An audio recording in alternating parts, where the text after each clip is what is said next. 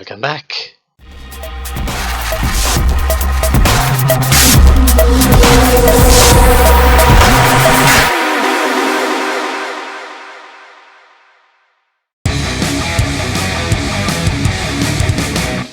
I'm Scabards Gaming, and this is another episode of Let's Play Minecraft. And today I'm going to get a little bit more in depth with the Carpenter's mod. Now, last time I showed you a little bit of it, but you won't believe the house and what it looks like now. It's insane. Carpenter's mod allows you to do so much with these little wood blocks, and like I said before, you can use like dirt or any block to make the carpenter's blocks look like another material. But there's so much more than that. You can use a hammer and a chisel to engrave patterns on them. So for instance, if I use a chisel, I can make it look like a brick.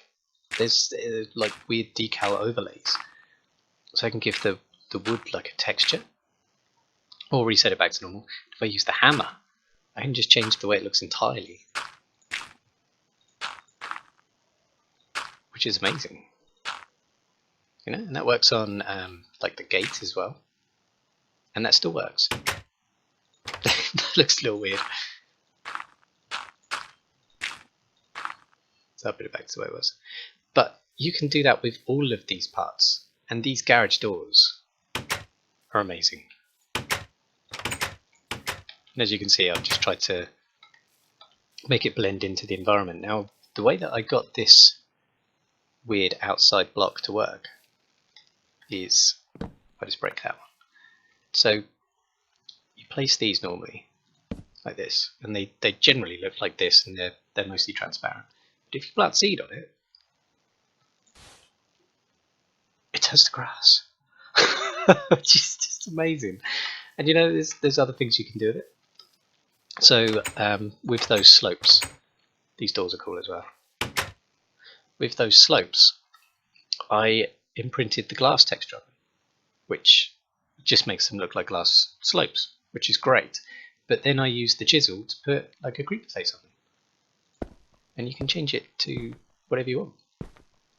Well, not whatever you want. There's obviously a set amount of textures, but I thought that one was cool, nice square. But I like the creeper face. And from the inside, which kind of is good for this build, but maybe not for all, they remain transparent. So it's only the top texture that changes, which I think is pretty sweet, because it means that I still retain the sunlight, but I'm sort of still camouflaged from the outside. So I think this Carpenter's mod is a maze. And look at that.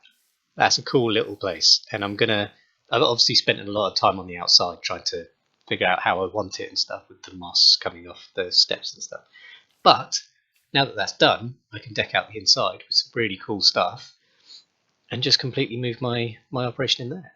So I'll probably keep this as a farm. I might dismantle some of the building. I'm not overly sure yet. Obviously I've still got strip mine there, so it might be good just to keep that as it is. But obviously this is where I want to do most of my work. So that is cool, and I was hoping that you guys would really like that, because I know I was going to make some more machines, but this Carpenter's mod sort of jumped out at me, and I knew that I wanted to do something with this cave anyway, so I just sort of ploughed into the Carpenter's mod a little bit, just to see what I can do with it. I'm going to show you the bed as well, because that's really good, but there's some things that you can do with the hammer as well. Like I said before, you can change the way that it looks. So there's lots of different sort of types of door. That one's pretty cool, but I like this one. But if you hold down your sneak button and right click, you can change the way that it works. So this is a wooden door, but now it behaves like an iron door, so it needs a button or redstone signal to activate, and you can switch it back again. And if you hit it with the left mouse button instead of use, you can change the direction in which the door opens. So if I do that again, and it opens the other way. So this Carpenter's mod actually allows for a lot of different configurations within your everyday items, and it doesn't cost that much. So for instance, if I show you the basic Carpenter's mod block, now this is what most of the things are used with, are created with, sorry. It's just a single piece of wood plank and just surrounded by sticks, but you get 5 of them. So it may even be cheaper than normal planks. And you know, like the barriers are just made out of 2 of those and a couple of planks, a couple of sticks even. I still haven't made a carpenter's safe yet. I'm going to do that. And I've made a bed, and there's doors, flower pots, which you can again just make look whatever pattern you want it to look like. The garage doors are pretty cheap, and you've seen how effective they are. They open up an entire wall at a time, which I think is amazing.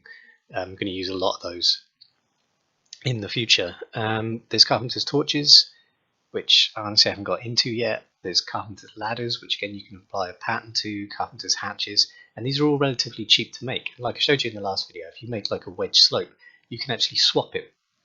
So you can swap it between the oblique interior slope, oblique exterior slope, the prism slope, and the prism wedge slope without having to recreate those items.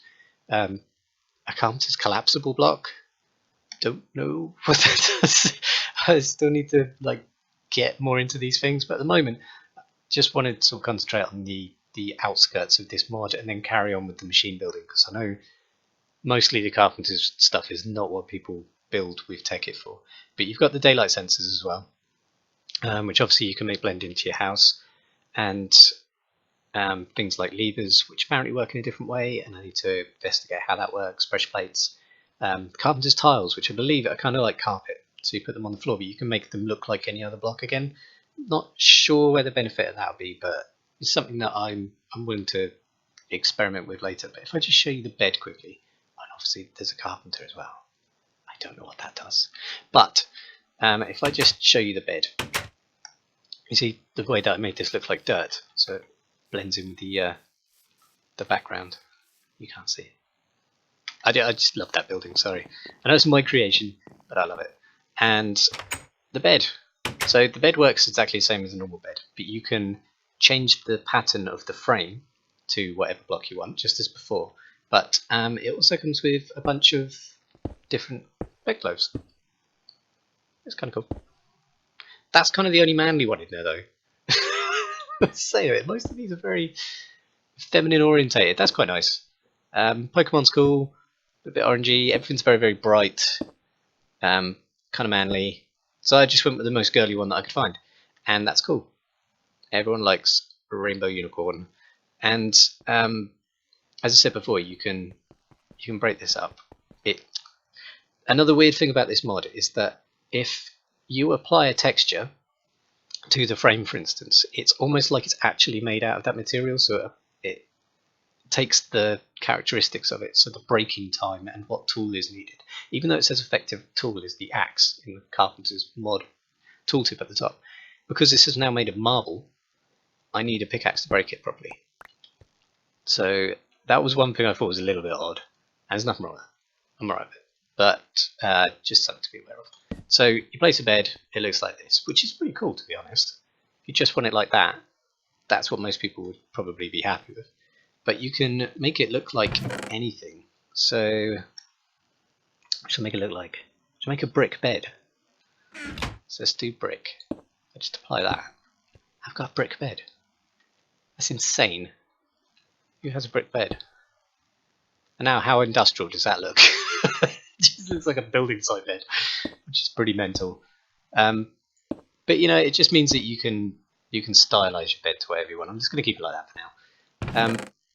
And I just thought that was good enough that I needed to show you guys exactly how that was going on. Now, just it's a bit dark. Let me just sleep in this bed. Look, you can see the covers over the top. Huzzah! And I'm awake. So I also noted that my flax has begun to mature. So I've got 2 matured flax. I don't know anything about this yet. I'm under the impression that it gives you string. And that's exactly what it gave me. And it only takes it back down to 71% growth, which means that that's a really effective way of getting string without having to risk anything attacking spiders. So I've gained like 5 string from 2 plants. And since they're only going back down to 71%, that's kind of the sort of efficient farming that you get from pumpkins and melons, where the plant stays there and it just applies a pumpkin to the block next to it. So actually, that's a really good way. if you want to make fishing rods or something like that, then that's a really quick way to get fishing rods and bow material. I'm happy with that. That's pretty cool. You know, string is always one of those things that I've never really bothered with. It just kind of never really comes to me because I tend not to get in too much combat with spiders. Not for any reason. Maybe I'm just lucky or unlucky. But there you go.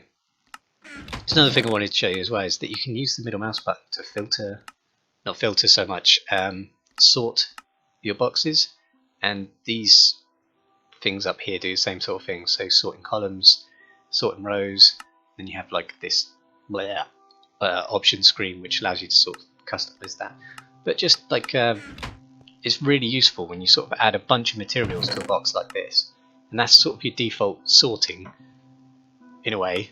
Normally it would just be a mess because you just drag it in as and when you put stuff in there, but then you can use the middle mouse button to just sort it into nice little columns. So I just thought that was a nice little touch.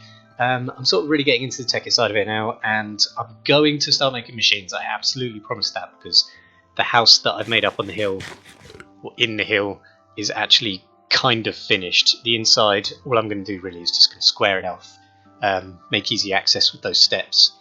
I want to try and keep the roof natural, but lighting it is a bit of an issue, so I'll see how it goes. But really that was kind of it for today. I know it's a short video and it's again about the Carpenter's mod, but when you see the sort of things that you can make with it, and this really didn't take me very long, maybe an hour in total last night, once you've sort of seen what you can do with it, I just can't imagine what sort of things you can come up with all those shapes. It's just going to be insane. If you've got a little bit of imagination and a lot of time, you could really do something amazing with that. And you know what? Maybe I will, but I really want to concentrate on getting into those machines now. I'm going to start doing that today. So hopefully I will have a video for you with some new machines, probably a compressor, because I've discovered I'm going to need one of those, and I'm going to look into more power supply options and some engines and stuff.